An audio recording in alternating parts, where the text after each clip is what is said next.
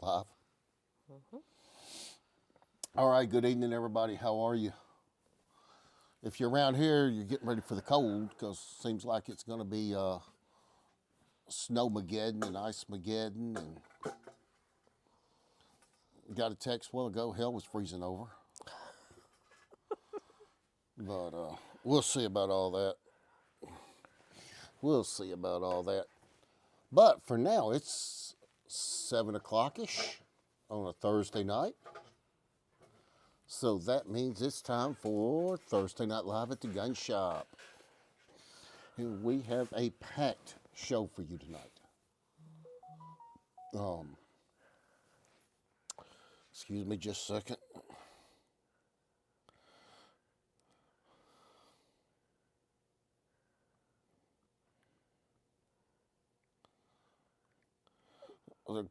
Our buddy Jared Pinner, who is currently in Hawaii on vacation with his family, and today is his birthday. So happy birthday, Jared! Enjoy the pineapples and macadamias. Yeah, I think they're flying back tonight, so he'll be going back to Canada. That's going to be a big weather change for him. Oh yeah. So yeah, guys, we've got a packed show for you tonight. Got several things we're going to be hitting on. We got some really nice stuff for the cool gun segment, cool suppressor segment. We got a little bit of a load of suppressors in today. A little bit. Maybe what, 10, 8, 10, something like that, 12, I don't know. Yeah. Not huge, but for now it's significant. And plugged up some of the holes. Still need 22 suppressors. Yeah. They're on one of these orders. I think there are multiple orders. They are. They are. So I hope everybody's had a good week so far. Mm-hmm. To start off tonight, we got people. Mm-hmm. Okay. To kind of get the night started off, we'll talk a little bit about stuff I've been hearing. This come to me today, or really over the last couple of days, listening to conversations in the store.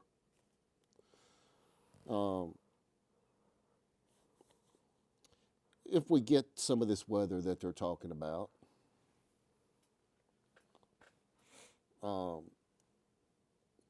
or anytime that you could potentially, anytime you could potentially have bad weather, whether it's, we're talking about right now, whether we're talking about ice and snow. Snow don't bother me, the ice is uh-oh. Or, whether we talk about tornadoes, which we're very likely to have, or flash flooding, or... Matthias says, hi. David Fisher wants to know, can we get a holster for a Springfield Echelon? Sure you can. We just don't have one in the store right this minute. No, that's one of the things I'll be doing next week. After everybody gets through a SHOT Show and they get all their stuff done, then I'll be sitting there doing those orders. But anyway, there's always a possibility of having some kind of natural disaster or man-made disaster. Mm-hmm.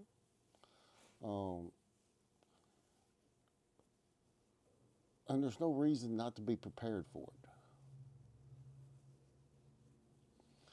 So I'm going to kind of go through a little list of stuff I like to keep in my car. And guys, you can put this stuff in a box like that. And it doesn't have to take up a lot of room. Some things I like to keep in the car are the little thermal blankets with the reflective sides. They can come in good for so many things. Reflecting heat back, of course, getting you warmed up. They can actually become a signal. turn the reflective side out and use it as a signal blanket or a signal mirror. But I like to have thermal blankets. I like to have a flashlight. Have something to start fires with, usually 2 or 3 redundancies on that. Some kind of tinder, so if things are wet,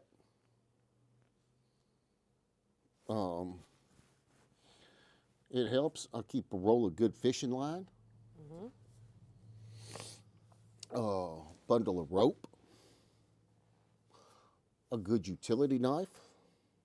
Now, I'm not talking about the ones you slide out the end. I'm talking about a good, heavy, fixed blade knife.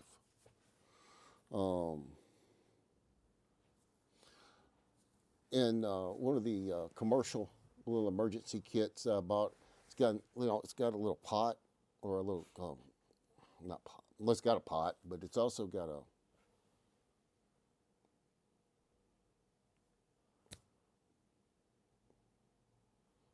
like you would make. I guess it's a pot like you'd make coffee in.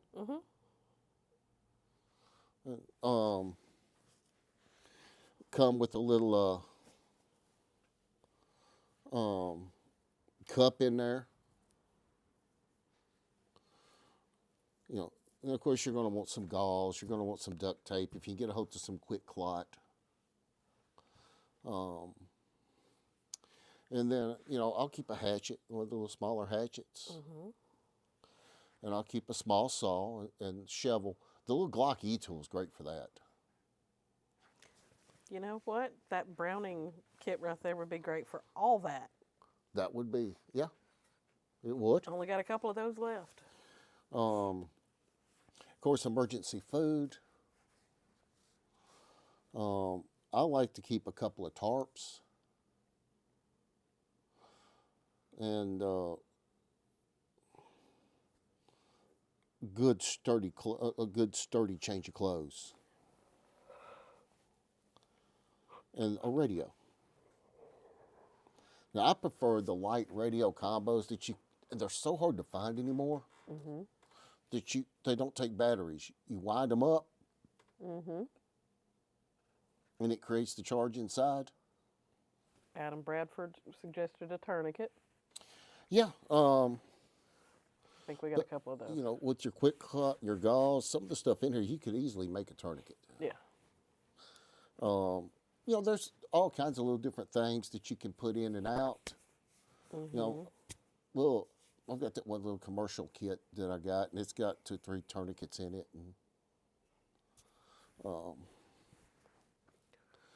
But you need to be able to stop bleeding if somebody's bleeding, get an airway open if somebody can't breathe, create shelter, create warmth, be able to eat if you need to. And like I said, just don't have to be huge. It's just for emergency purposes. Most of the time, 24 to 48 hours in our part of the world, somebody's going to find you. Yes.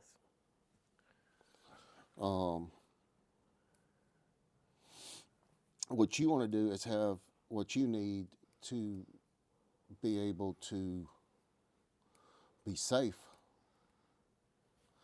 and maybe be in halfway decent shape when they do find you. So it's just a thought, guys. These are things I keep. And again, even though it might sound bulky, it's not. It's now mine may be a little bulkier because I'll throw some regular blankets in there. Just cause. But you could take that list right there and live for days and days and days. Probably a few weeks. But what we want to do is make sure that we can take care of ourselves till help gets to us. And if we get stranded out and we haven't taken care of ourselves, if we think EDC means just carrying a gun every day, Nope. No, it means being responsible for our own safety. And Johnny Freshore said, just got here and catching up, but must be talking about a bug out bag. Not necessarily a bug out bag. We're talking about just stuff to have in the car, in your vehicle, all the time. I mean, it could act kind of like a bug out bag. I think a lot of people misunderstand what a bug out bag really is when that concept come up. You were going from point A to point B, you left point B, you went to point C, you left point C, you went to point D. Your bug out bag was to get you from one point to the other. Yes. Because when you got to that point, you could restock it. Mm-hmm. And then from that point to this point. But we're talking about just basic stuff to keep with you in the vehicle.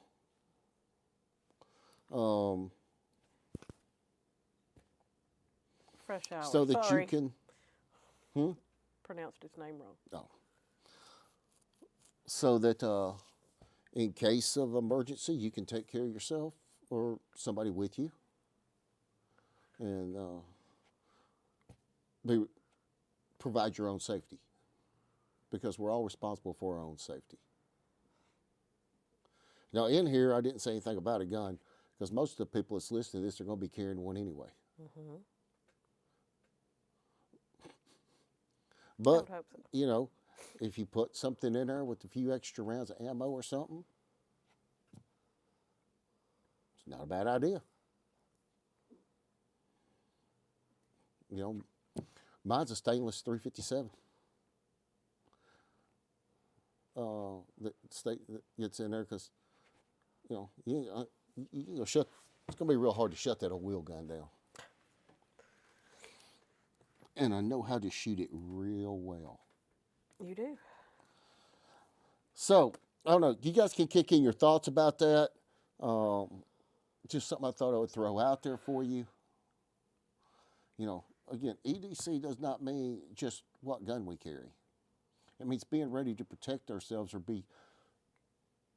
take responsibility for our own protection and our own well-being at any given time.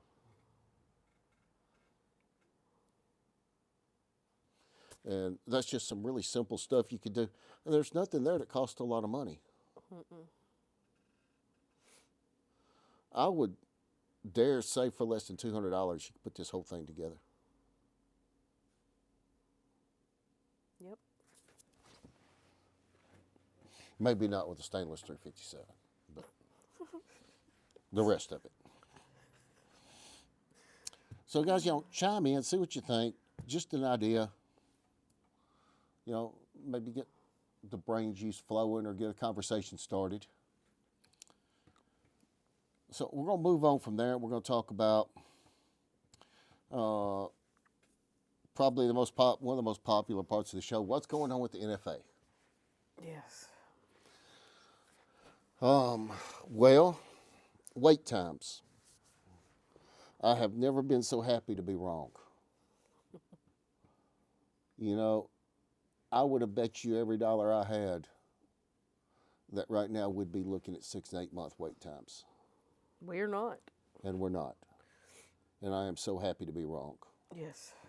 We're looking at about, 10, 12 days. Yep. So up a little bit. Not Up a too little bad. bit. But not nearly what we thought we were going to see. Mm-mm. Now, if you got paper forms, I don't know what to tell you. It's just... I don't know. I don't think anybody's got an answer on paper forms.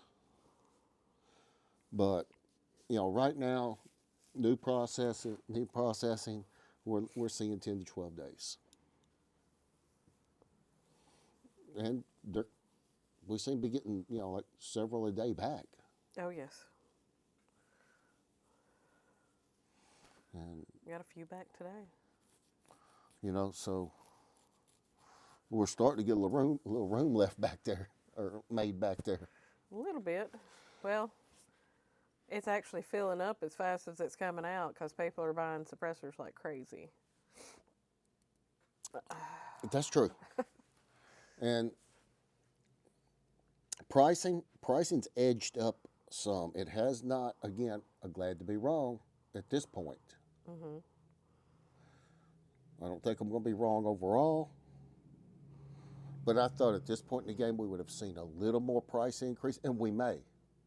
Because remember, SHOT Show's going on right now, so Oh, a yeah. lot of things will come out after SHOT.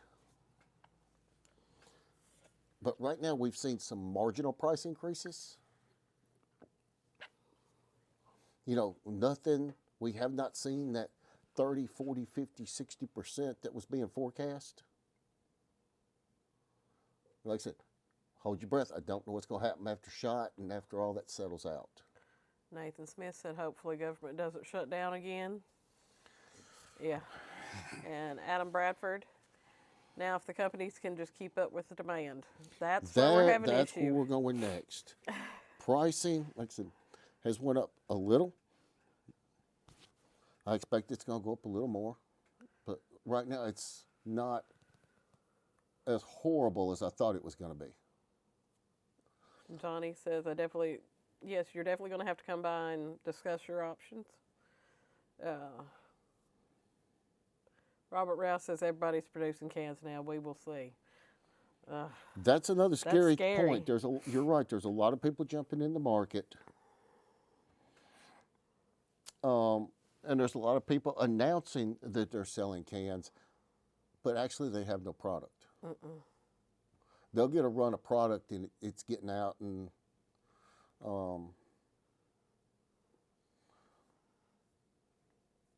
we want to see people successful. Mm-hmm. We want to see people get in there and do good.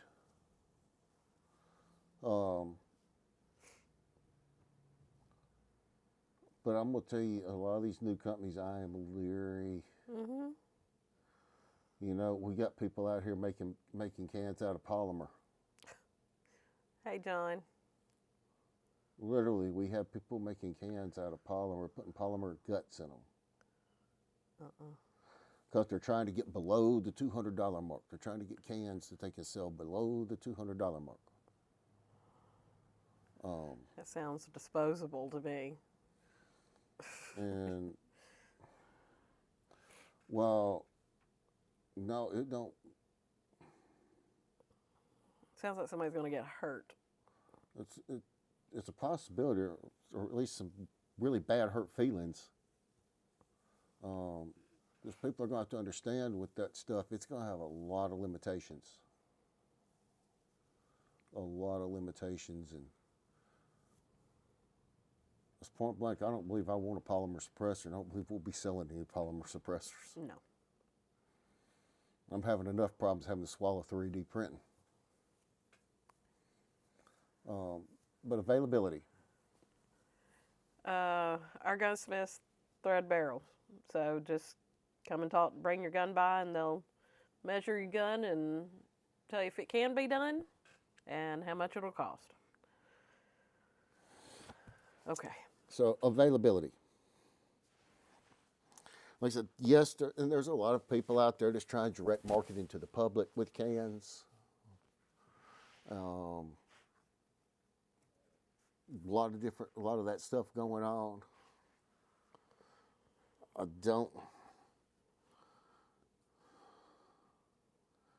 don't want to be negative, Nancy, but be careful. Seen so many come and go. So many come and go.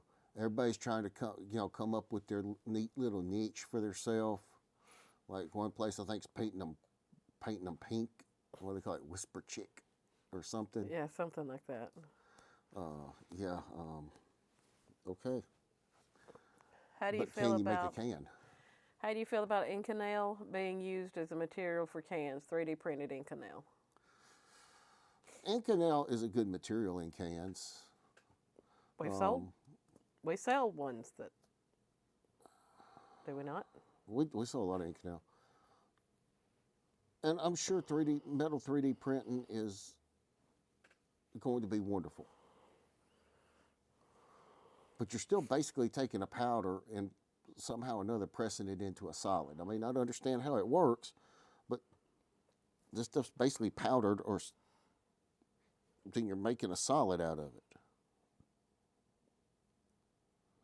Versus machining it where you're already machining a solid piece of metal. I don't know. That's what I'm saying. I'm not putting it down. I'm not knocking it. But I'm not sure about it.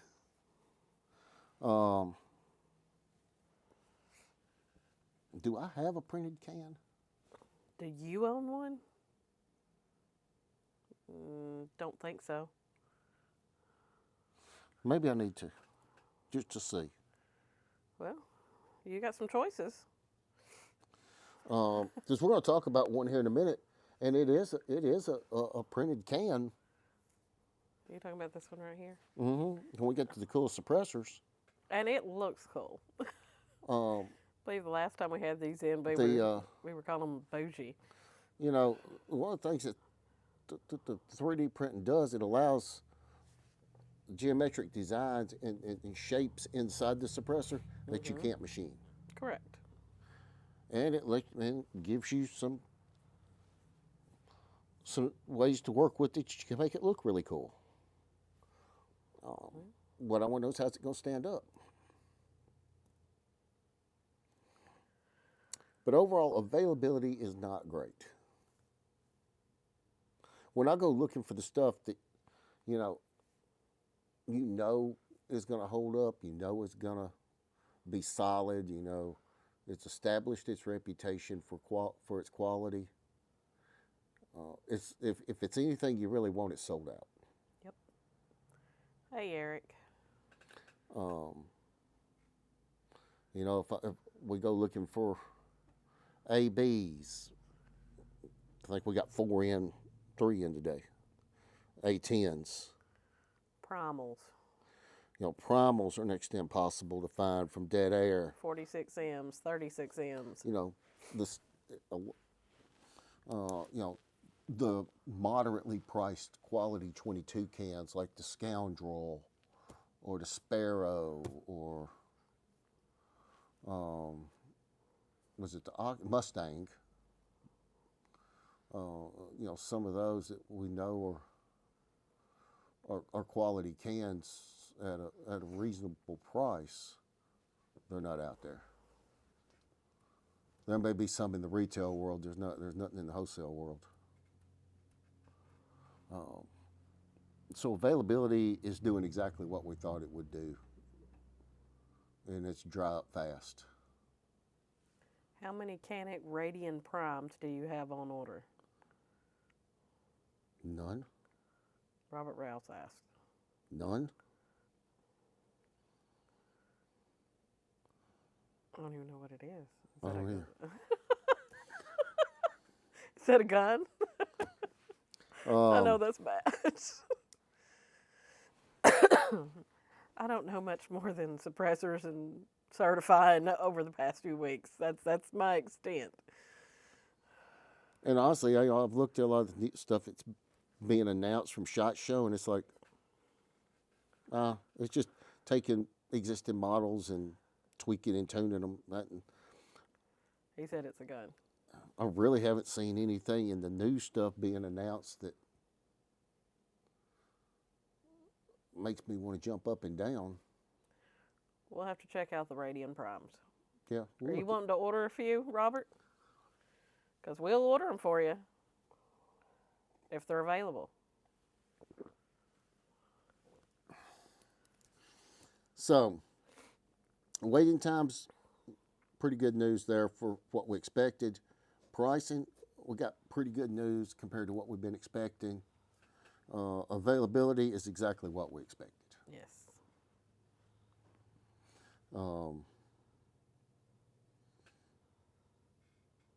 So that's kind of where we are with NFA stuff. I'm telling one of the pieces of advice I'm giving people: if you can get into a physical store and put your hands on something, and you can buy it there, right now you're going to be much, much, much better off than trying to order it. Mm-hmm. That's why we're we're fighting so hard to get cans in stock. Because invariably what happens in these mail order houses, they're just pushing numbers. And if you don't get there in time and you don't get a serial number and those suppressors sell out, what we have seen in the past, not saying it happened this time, but what we have seen in the past is they will not refund your money. They hold your money till they get another can and ship it to you.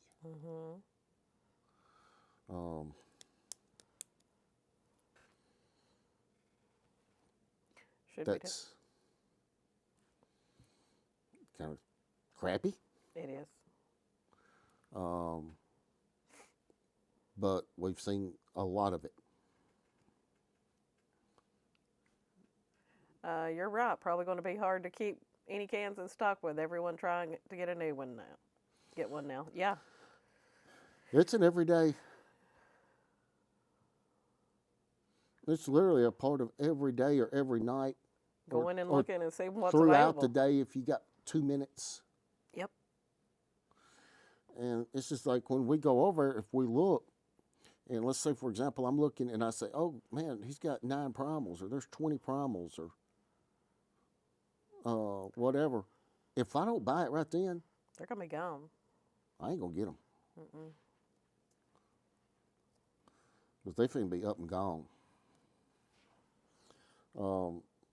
But some of the things I've seen in the past, during like the COVID thing, and then when we had the first big surge on suppressors, when the wait times really went down. Yes. And people were ordering from mail order houses and stuff, and they were getting screwed. Because they take the money and they just hold their money until one's available. Until one was available. It's kind of messed up. Yeah. I can assure you we're not going to do that to you. No. If we don't have it, we're not going to sell it. Well, if we can't get it, we're not going to sell if it. we don't know we've got it, we've got a serial number. Yep. And we've got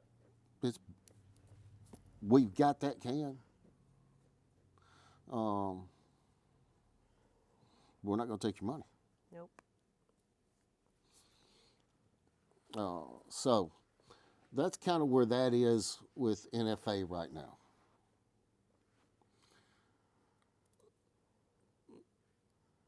Something else, I was reading email John Harris sent out today from TFA. And we're not going to go through the whole thing, but he made some really, really good points that I want to kind of stress to you guys. This is not political. He was giving some good practical advice. Of course, for those that don't know, John's a very well-respected lawyer. And I like to hear him write and explain things on law. But let's think a minute about Tennessee's self-defense personal protection laws. Whether it's Castle Doctrine, Stand Your Ground, any of that, okay? Understand something. In Tennessee, none of that allows you to protect your property. Nope. If you've got a generator sitting in front of your house, say we lost power. You got a generator sitting out there in front of your house or behind your house or wherever you got it. And somebody decides they want to steal it. Well, if they walk up and steal that generator, and you as much as show them a gun or show them a club, baseball bat, or anything like that to interfere, that's a felony on you. Yep. there's actually more penalties for that than the guy stealing the generator. Don't seem quite right, does it? No. Now, we have pushed and pushed and pushed and pushed and pushed with TFA for the 16 years that we've had a Republican supermajority, and they refuse to change it. Paul Rose in Tipton County is one of the ones that helped kill it, is the one that actually did the killing of it in the last session. But of course, the whole hierarchy up there doesn't want it changed. Johnny says, if I'm not mistaken, it states that the intruder must be under a roof before you can defend yourself. It says nothing about under a roof. It says he has to be it has to be in a position where any reasonable person, and there's the thing, any reasonable person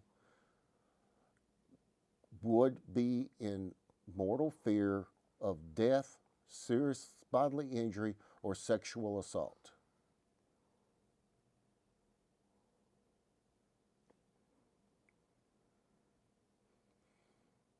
This whole thing about shoot them outside and drag them inside, don't do that. That's stupid shit. Don't do that. You're just asking to go to prison. Just begging to go. So remember, no matter how many different self-defense laws we got, Castle Doctrine, stand your ground, whatever, you cannot shoot somebody. You can't show them a gun. You can't basically try to protect your property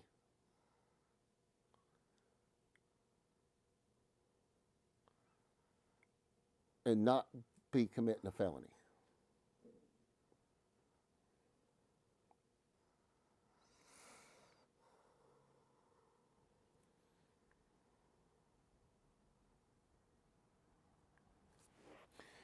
It's how it is here, and the people in Nashville refuse to change it. Yep. Although I will say this, Chris Todd and Rusty Grills have fought valiantly trying to change it. John Miller said once again they're protecting the criminal. Yeah, it's all about protecting the criminal. And it's like I heard one district attorney say, they got no money. We want to arrest the people that's got money and got substance, because then we can get something out of it. Oh my goodness. Straight up. Maybe the only truth he ever told in his life.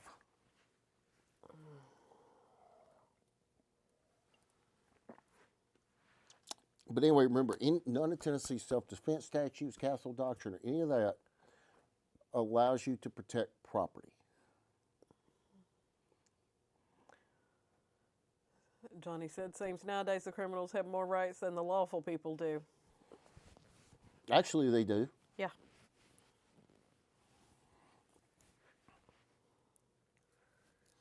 They do. And you really think a lot of the Republican Party of Tennessee for that. We know the Democrats. We know that's the only thing that votes for them.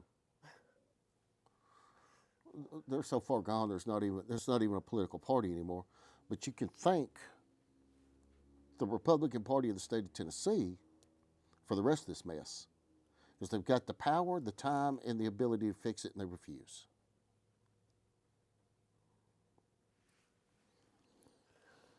All right.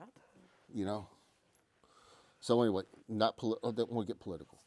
I just want to keep people out of jail. Informed. Sometimes we have to do what we have to do, but do what you have to do informed. Now, I've got a question for you, fun question, and I'm going to need some interaction. Have I got enough people to get some interaction? Yeah. You got some sending all kinds of hearts and likes. What do you guys think about the 5.7 by 28 as the shit hits the fan cartridge, or shit hits the fan gun. Now, this is what I want you to think about. The guns are very lightweight. Mm-hmm. They hold a lot of ammunition.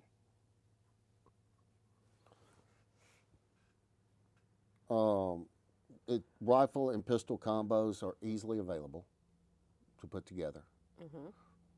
Virtually zero recoil. The weight, there's nothing that light in a centerfire.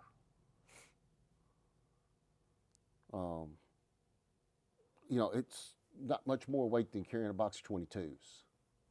So being able to move with a long gun, a handgun, and a significant amount of ammo, we'll say 500 to 1,000 rounds, would be easy. Even for somebody old and out of breath like me, or even a kid.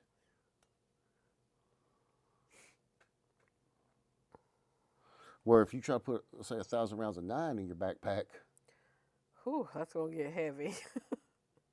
you put 500 rounds, so even 500 rounds of the 5.7, you're barely going to notice it. Thank you, Derek. He said good content. Appreciate it. So what do you guys think about that? I know we got some folks on here that's going to have some opinions.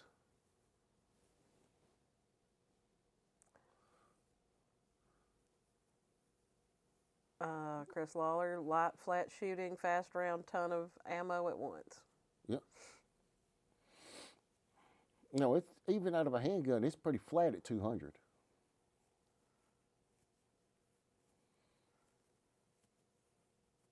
I shot a coyote a little past 200 with one. Shot several varmints just around that 200 mark.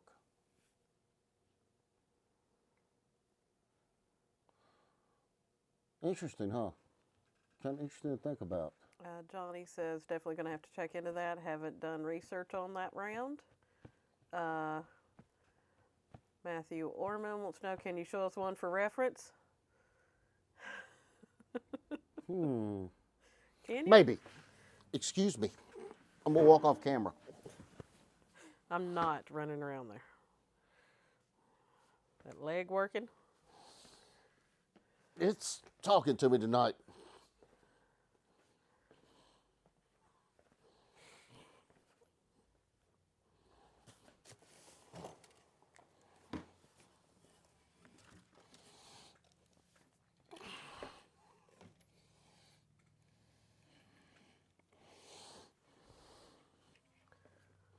We may only have one back there.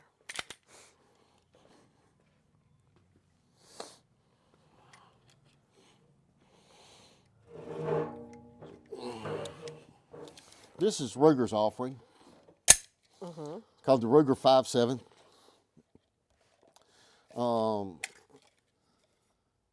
20-round magazine. Matthew Orman said storm's coming. That leg knows it. Of course, you got your safety there, adjustable sights. The Rugers are set up here so you can put they make a deal so you can put a sight up here. I've got some comments here. Johnny says he'll go ahead and say it. His shit hits the fan cartridge is 44 rim mag. Adrian says thoroughly enjoy his ARP in 5.7. Suppresses well too. Yeah, that's another thing to think about, guys. With here, you're shooting 60 grain bullet, something like that, 60, 65 grain bullet, at 1050. So it's still significantly more than a 22. We're adding 50% more mass. If I do my math in my head right. You got a 40 grain bullet, or right 25 to it. That's somewhere in there. So it's still going to deliver more energy than, say, a sub 22. So if you're suppressing and you're doing small game stuff, See, that's my. Yeah, it's a little long. That's the issue I have. And, you know, there's lots of Lovely. people that have the 5.7 pistols out now. Yep. Whether it be Smith & Wesson. Is there a Thesis one over there? Thesis has theirs. Of course, the original FN. The Ruger. Oh, gosh, who else? Kel-Tec. Can't even. Can't even start. There's so many different ones. And, you know, there's different long guns that you can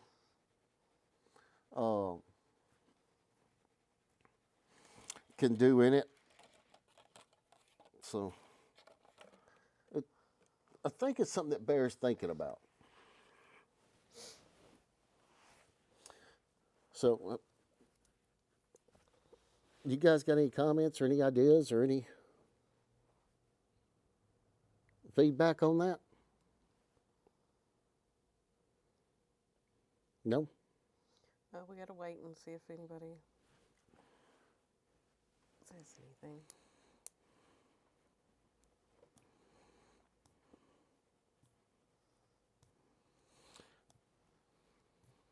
I'll tell you, years ago, like, see, Obama's first term,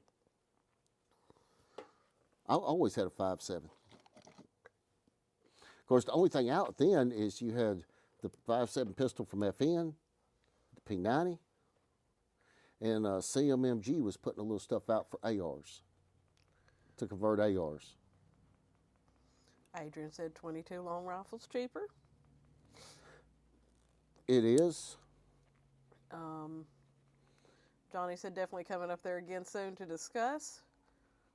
Matt Orman. If they called it 6.7, every kid would want one for Christmas. Well, he's right. He is. He is. He's right. So, let's talk about some suppressors that came in. What you got? Well, one that never stays long No. is the Dead Air Lazarus. 5.56 6mm can. It's not a lightweight, No. but it is so effective. Now, I'm not going to tell you it's the quietest 5.56 can out there, because guess what? It's not. But what it does to the tone of the cartridge is amazing. I mean, it takes it from a high treble into the low bass range. And if you think that don't make a difference, it's amazing the difference it makes. Short, keeps your rifle easy to handle. Probably one of the most popular cans we've had in a long time. And generally, I can get one or two at a time, and they're gone. We got one. They've got one. So we did get a Lazarus in. Then, you know, we've had a lot of people, because we've kind of been out of a good, dedicated 5.56 can, and we're starting to sell more and more dedicated 22 cans. Matt Orman said, I need to suppress my daughter's AR in 5.56. Would that one work for it, or would you recommend going with a 30 caliber suppressor that you could use on more than just that one gun? I always like suppressors that give me choices.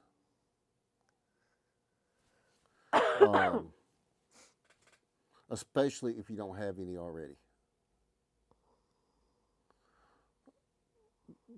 What I was getting ready to say right before you read that is we're finally getting the demand a little bit for more people buying dedicated 5.56 cans, because the tax stamp's gone, this, that, and the other, whatever it is. Demand for the 5.56 dedicated can has gone up, and I think part of that is some of the cartridges that are piquing so much interest, like the ARC, 22 ARC, 22 Creed, you know, I think folks had kind of got bored with 5.56 and 22 250 and some of these others, which are great cartridges, by the way.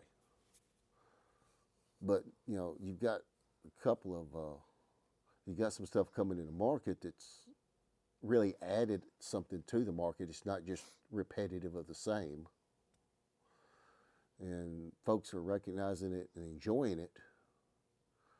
So you're seeing more people dedicate cans to it. I really like the look of that one. And this thing weighs nothing. Mm-hmm. Nothing. But this is Anshoic 223L, which means long.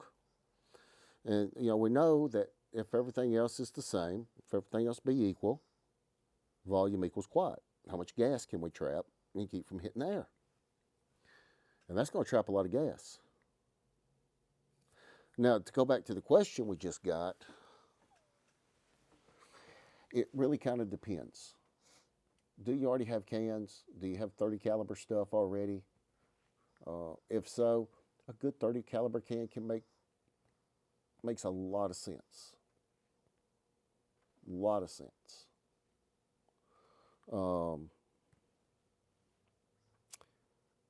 I know I ended up shooting my 30 caliber can on my 22 ARC quite a bit. Simply because it's with me and it fits. And it does a great job. And some 30 caliber cans can do a really good job on 5.56. Mm-hmm. So if you've got 30 caliber stuff around the house, maybe 6mm stuff, whatever, that you're going to be shooting, you're thinking, mistakenly, you're thinking you'll only ever have one can. The 30 caliber makes a lot of sense, because you can adapt it over as a direct thread with a simple adapter. They're inexpensive, like $30, and roll with whichever. Matthew said, no, I don't have cans. I have AKs and AR-10 and stuff like that. Well, it worked well with your AR-10s. Uh-huh. Depending on who made your AKs. Thank you. Some of your AKs are known to not be very concentric. Uh-huh. And when that's the case, you know, kind of like the Wolverine that the Russians developed, you know, it starts out at 30, what is it? Starts out at 32 caliber and ends up like 36 or 38. So so when that bullet wobbles, you don't get baffle strikes. Nathan Smith, so does anyone make a can that can be used for 9mm and 45 caliber? Yes. Yes. Several people. Yes. And both the rifle and pistol side. And he said, thank you for the info. It's a Romanian AK. Then if I was going to use, is he the one with the little girl with the AR? I'd get a 36. Yes. And then if you want to do your AK, great. You've got enough room with that 36 caliber hole that you shouldn't get baffle strikes. Mm-hmm. And it's not going to be the quietest can on that 5.56, but it's still going to get it down where it's not hurting her. It's going to take the muzzle flash out, and it's still going to knock that noise way down. And Eric, we'll get to your question after the suppressors. He wants opinions on the Glock Gen 6s. Oh, we got another. Glock Gen 6, it's different. Michael wants to know, I just sent my 22 long rifle to you guys for a full restoration. Was wondering what time of year do you blue barrels? I was told only twice a year. That's true, and I don't know what Frank's schedule is for that right now. Nope. Gunsmiths run on a totally different frequency than we do. Yes. We're all in the same building. Definitely two different businesses. But Thank you, Matthew. They'll do something. They usually do something in the spring. In the spring, In the yeah. spring, and then again right before the fall rush. Yep. If I remember right, that's typically. Yes. How that works. Matthew, I hope I answered your question. He said, thank you, great love.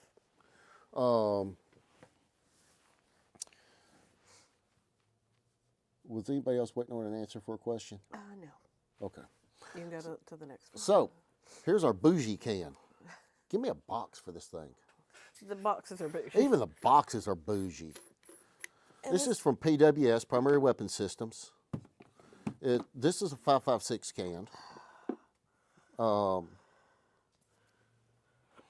mean, look at this. That looks like it ought to have a good bottle of whiskey in it. It does. Well, first time we got some of these in, I opened them. I wonder who's sending me a nice bottle. But ain't that pretty? They are. But this is a printed can. State of the art 3D printed suppressor. And it's modular. Look So at the chamber in there. It's huge. we can just sit here and That one makes cleaning easy. this makes cleaning really easy. Look at the freaking blast chamber. Yes. That's all blast chamber, guys. It's huge. I was noticing that when I was Wow. pricing them. We do have that one we have one in 5.56 and one in 7.62. I mean, he's got blast chamber that lasts a week. Opinion on the Henry 4570 lever action, if you have any insight. Give me some rig. Oh, yeah, it sounds. The Henry makes a great gun. One of the things I especially like with Henry that nobody else offers is the fact you got the side load and then the tube under the barrel. Just a second, I'll show you what I mean. Anything I can get for you? One of those Henrys over there. We do have another suppressor question. Okay. If you guys wonder what I'm doing, I'm just simply putting a little rig on these threads because they're dry. And, you know, There you go.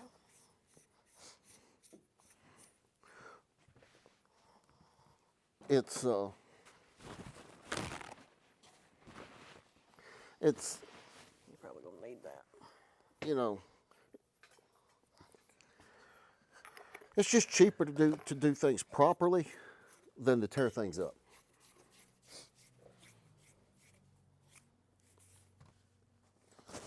I don't know why they always send those out.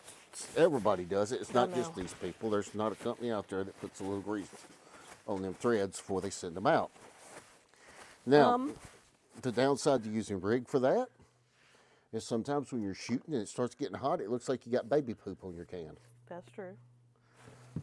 There was one that that came in today. Don't remember which one it was. That it did have it on there. So Maybe in the Ruger. yeah, that's a really neat can.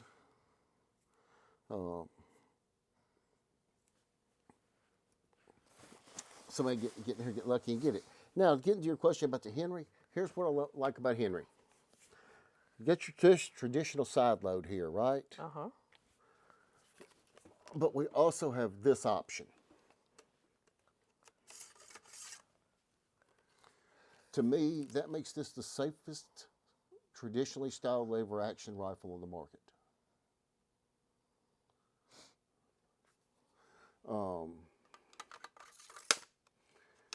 And that's because with most lever actions, once you fill the magazine tube up, you have to manually work the rounds through the action to unload it. Here, you get ready to unload it. You take this out, dump the cartridges out, give it a little shake, flip the one out of here, your gun's empty. You can visually inspect here, and you don't run that risk of running every cartridge through the action. So Johnny said $10 more on that can because it's lubed up. you know, there may be other features that I like better on other guns, but for a lot of people, when they ask me about Henry, the biggest thing I can say about them is they're probably the safest traditionally styled lever action on the market.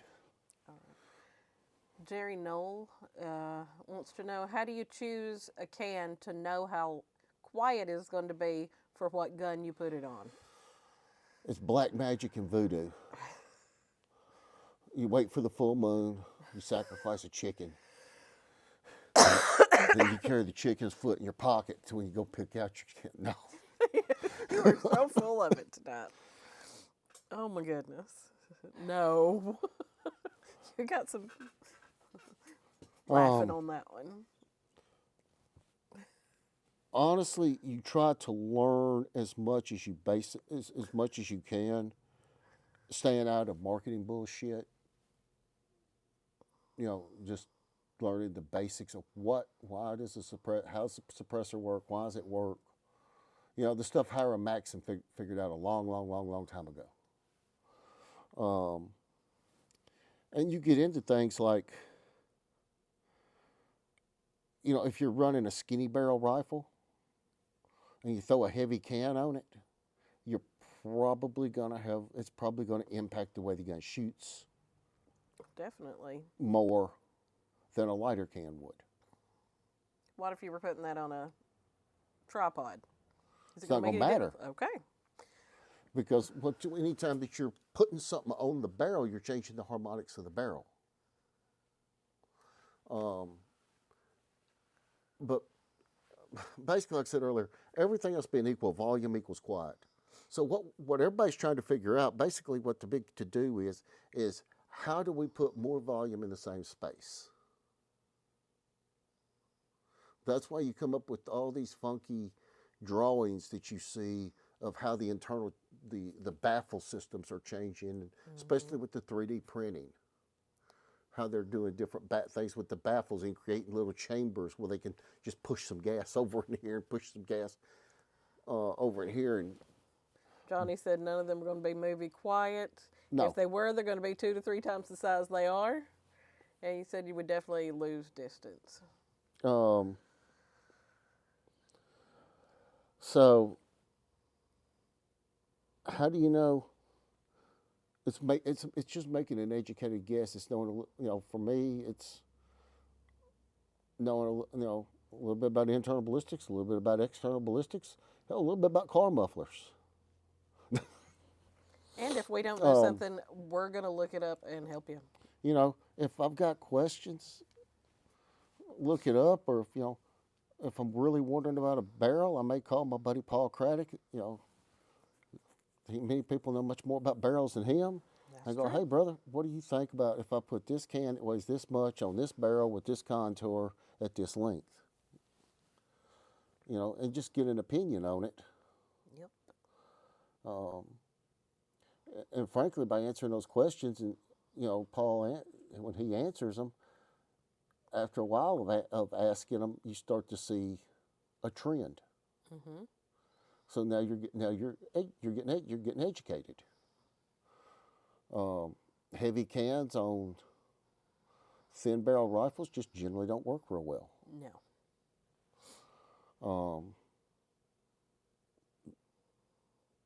If you want to, you know, a lot of times how quiet's it going to be? How much gas will it hold? And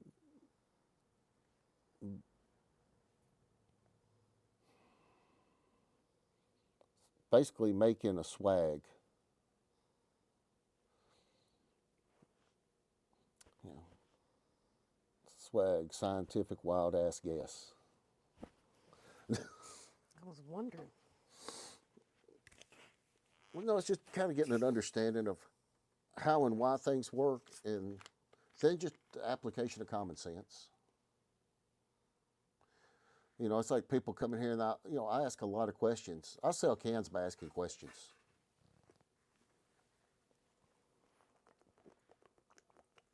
Let me see if I can get that to show up. Can you see that?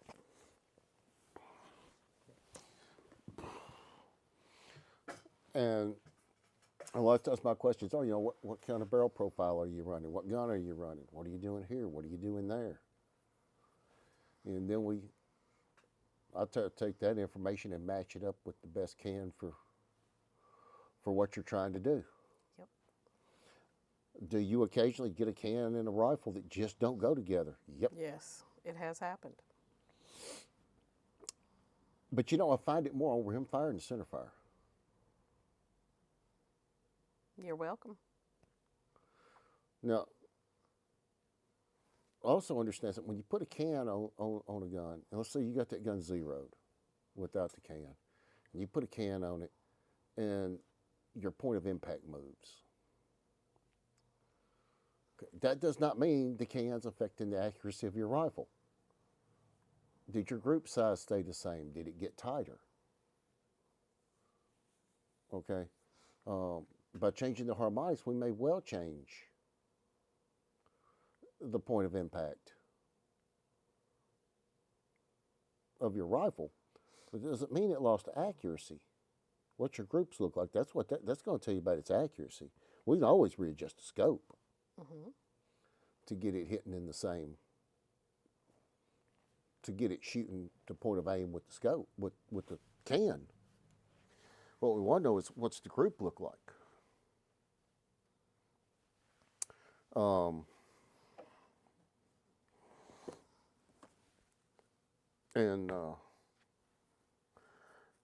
If the group's spreading out and it's getting big and things like that happen, now we need to start looking at things, what's going on.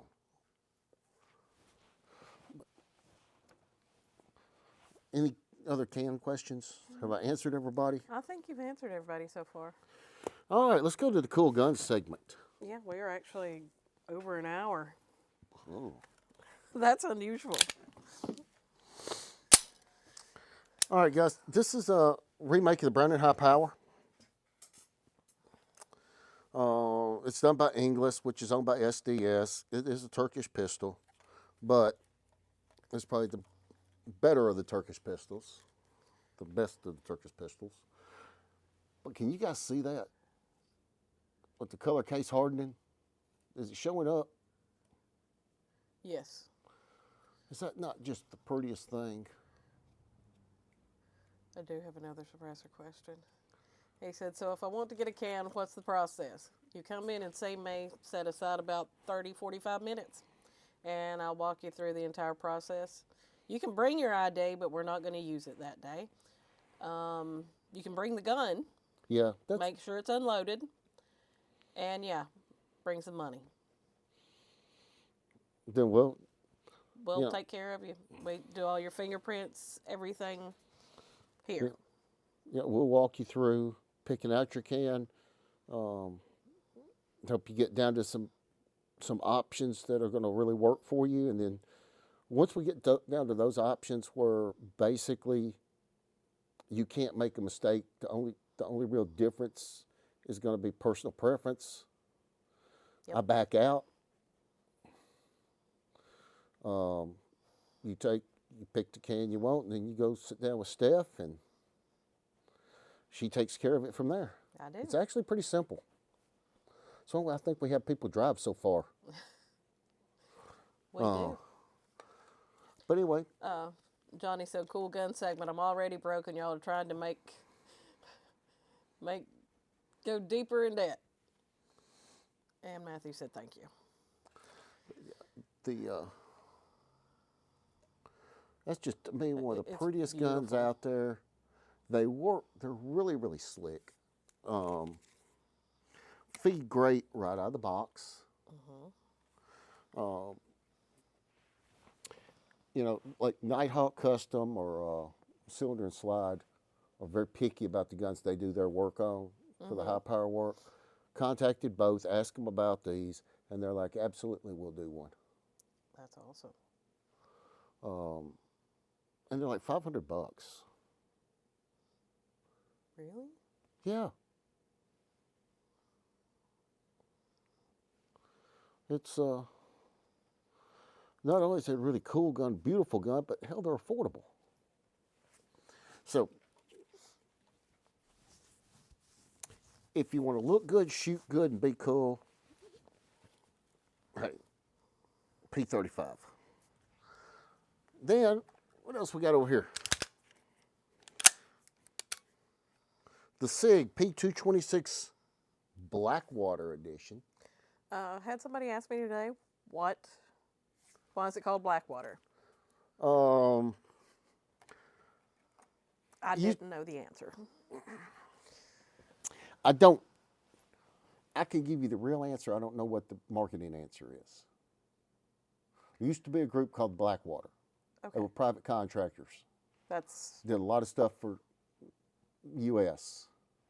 And there were several companies that made Blackwater series guns based off the stuff they were sending gotcha. to the Blackwater operators. And these are usually tier 1 guys that have gotten out and went private. Got a couple more questions. Sure. What do you think about the 270 Weatherby Magnum? I think it was a hell of an idea when it was conceived. I mean, Roy Weatherby was a genius. Big case, neck it down to a little bitty bullet, make it go really fast.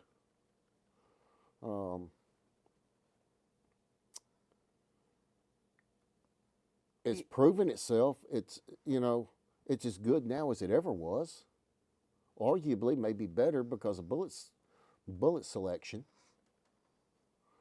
I think there's modern cartridges that have come out now that may make more sense. Now I get it. We can talk about the practical, and then we can talk about the aesthetic, and we can talk about the sentimental. And I get that. It's real, and it should be considered. If you want to talk about it strictly from a practical standpoint, I'd probably rather have a 7mm PRC. Now, from an aesthetic standpoint of the old Weatherbys and the beauty in those guns and the wonderful blue and the wood they put in them and all of that, it's going to work. It's going to kill today just like it killed 40 years ago. Matthew wants to know, do we have a Colt Defender? I think I just sold it Saturday. I think I sold the last one we had in the store Saturday. We can get more. Didn't I? I think you did. Didn't Jason get it? I think so. Yeah. But we'll get another one. We are a Colt dealer. Yes. But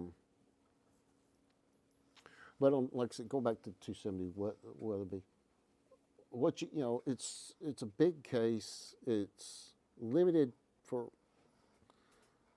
ammunition choices. Even if you're reloading for it, you still got the problem of it being, it's still a belted Magnum, so you're trying to headspace off the belt rather than the shoulder, and you got that weak spot right there where the belt goes onto the case. That's where you tend to get a lot of case separation, and the things like the 7 PRC or beltless case, so you don't have that weak spot. The headspace off the shoulder, so it's easier to load for. And you're getting more and more wider varieties of factory available ammo. And I can tell you, Miss Warrington, if you misbehave, you will be banned just like you were last time. What'd she say? I'm back.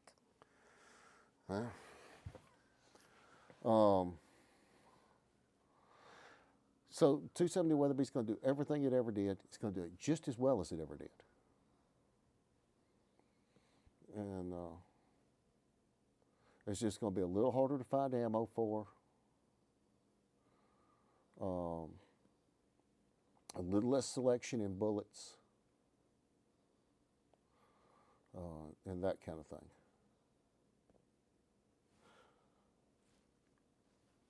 More? Anything? Okay. Seg Blackwater. So it's done on the P226, 20, I think it's 22 round mags, 20 or 22 round magazines. Got the Blackwater logos, the Blackwater USA printing on the side. They made these, well, y'all, somebody out there may be a big SIG enthusiast, and I may get this wrong, and if I do, feel free to correct me. But I think it was 2007 was the one year that they made those. How about the 35 Remington caliber? 35 Remington. Boy, that's an old favorite. It again is one of those that it's as good now, maybe better now than it ever was. They try to present the 350 Legend as being its equal. I disagree. The 35 is still superior. Heavier bullets. It's a true 35 using a 358 diameter bullet. They're time proven. Now, like a lot of things, it's getting a little harder and harder and harder to find ammo for them. But it's, you know, that seemed to have loosened up a little bit this year. It's 2 or 3 years there. It was really, really rough. Stuff got up near $80 a box, if you could find it. But that's changed. It's down there now, about like everything else. You know, people have done everything, killed everything from bears to whitetail to, you know, the Indians out there, some of the Indians I hunted with really liked it for shooting elk. Great cartridge. What else you got over there? I'm going to tell you something. If Kimber can make a gun that would run as good as they make them look, they would be unstoppable. That one is beautiful. Because this is one of the versions of the new 2K11. It, you know, another 2011 19 round magazine. I will tell you, the color on this is not showing up as pretty as it is in person. You got to get your little fluted barrel, recessed muzzle. Do you know if the 870 back there behind you is a special field?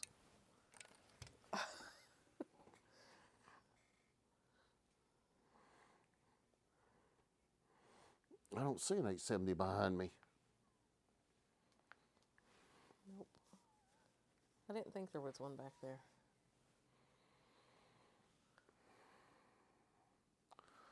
Well, Mossberg, Christensen, TriStar.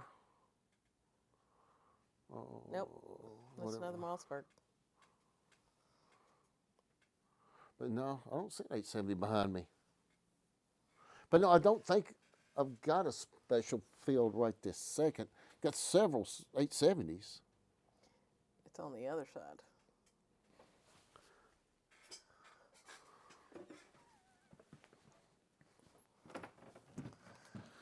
Now I'm curious. Tom, this is the one that was over there. Oh. It is. It doesn't say. Hold on a minute. No, this one's an 870 Magnum. Yeah. So that one's not up there right now. It's pending sale. So, Kimber 9mm 2K11 in the, I guess this is kind of a battle-worn midnight bronze. Yeah. With Of course, set up for the red dot and got the rail. I would actually like to get out and run one of these just to see.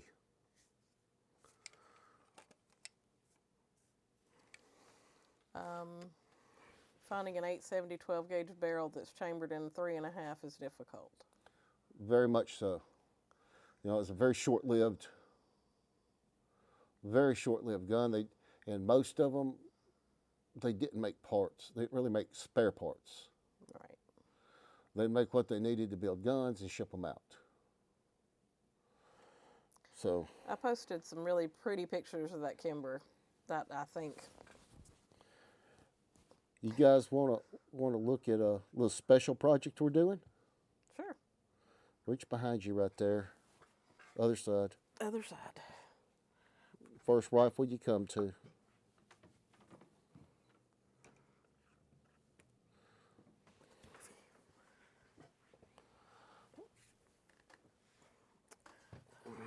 Johnny says you need to shoot it and do a review on the Kimber. 22 Creed. Uh-huh. We're getting it down to kind of a minimalist look there. Mm-hmm. Barrel action in stock. Well, all they can see on Facebook is there you go, you couldn't see the barrel. That's the prettiest part on it. So that's I want you to run the Kimber live and show us what it's all about. y'all know I can't shoot. You tell stories. If I tell you what, y'all take up a collection and send Brother Lance some money and tell him you want me to take his $2,600 pistol out and try it out. You definitely would do it.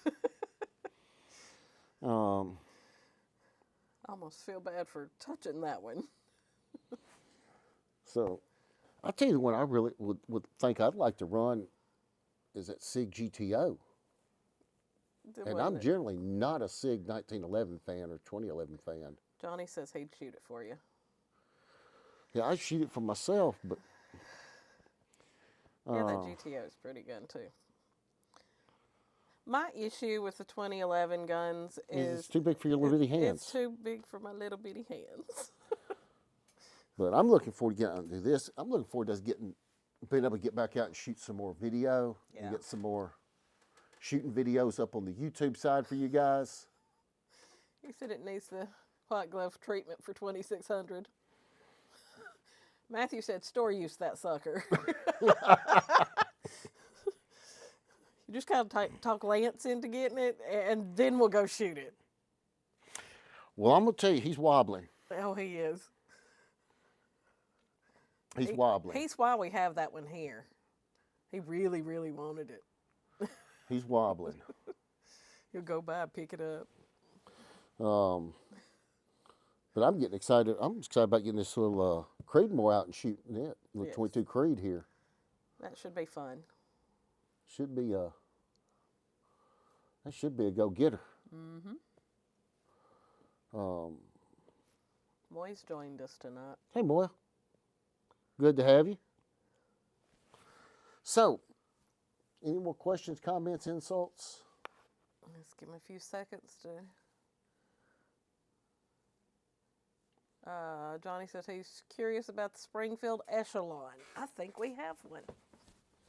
Yeah, there's one down there. Yeah, somebody asked me for it the other day and I couldn't find it. I think it's even ported. Where's it at? Whichever cabinet it's in, it's right by the divider. There on the back. Mm-hmm. Seems like it's right up by the divider. I thought I seen it earlier when I walked through there. There it is. You're right. Occasionally.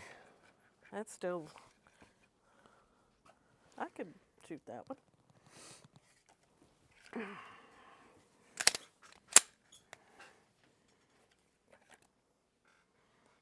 There's the Echelon.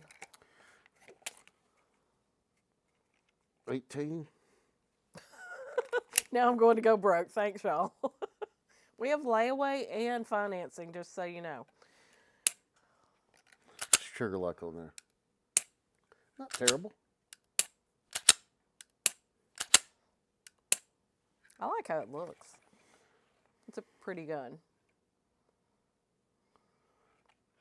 Front night sight, you notched rear, which like to be said for that. That was one of the smartest things Springfield ever done. Your eye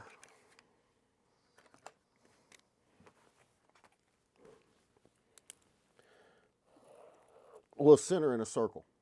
Mm-hmm. Anytime you look at a circle, your eye is going to find the center. Mm-hmm. Okay? The square notch, not so much. But when you take and put a half a circle on that U, Mm-hmm. just that change of shape will force your eye more to the front. Makes sense. And that's one of the smartest things that Springfield ever did. It makes as minor as it is. It just makes that gun point faster, and you get that front sight that much faster. Do we have any night sights that fit the Hellcat?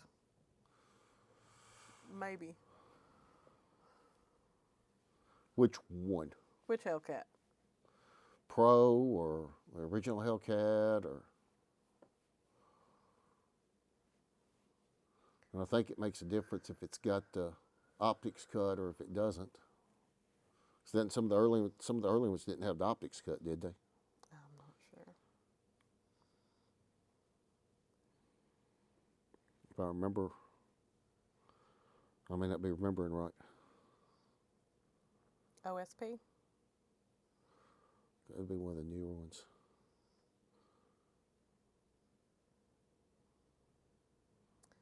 If we don't, I'm sure we can get them. If we don't, we can get them. Yeah. I don't. It does have the optics cut. Yeah. I don't think so. I don't think there's any over there. But we can fix that. Yep. We can get them for you. We can fix that. All right, guys. Anybody got any other questions? Anything else y'all want to chat about before we get gone?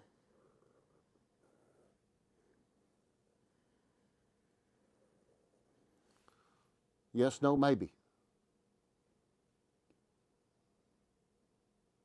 Going once. Going twice. So, guys, as always, thank you for being here. We appreciate you. We hope you enjoyed it. For the folks that's going to be watching later, we appreciate you guys, and we look forward to you. He snuck one in on you. Who? Donnie.